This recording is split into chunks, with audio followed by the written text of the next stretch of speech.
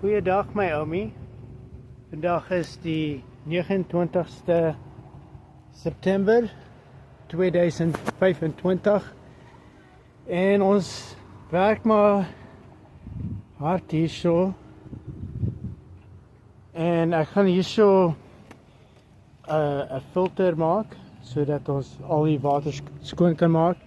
Ek het hierdie klippe wat ek nog nie ingesit het nie. En dan help die kinders vir my vandag. Ons is besig om water in hierdie emmers te sit. Goeie werk wat hulle doen. Maar alles gaan goed, oumie. Ons het nie baie werk reg nou nie, want die bye, wel, hulle kom nie uit nie in die winter nie. So, hierso is ons waterval met die lava klippe wat ons insit. En ek is net besig om alles reg te maak. Ek gaan 'n 3-inch pyp hierso insit, wat ek reg nou het ek 'n 2-inch pyp.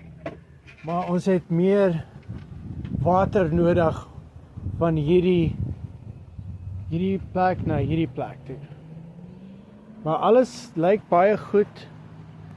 Ek gaan ook hierdie baie groot swart watertank. Ek het dit nie reg gesê nie, ek weet. Maar ek gaan die pyp wat in die grond is, hierdie pyp, gaan ek dieselfde maak vir daai, sien oumie daai blou dromme van die water?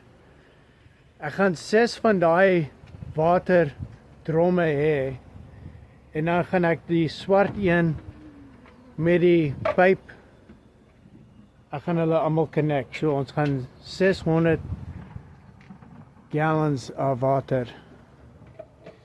Ja, maar dit gaan goed hierso.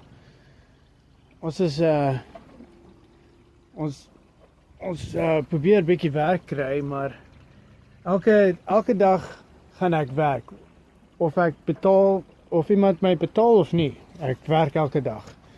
En hierso werk ek om 'n baie goeie ding te bou. Ja, oumie, baie dankie dat jy gekyk het en maak dit 'n goeie dag.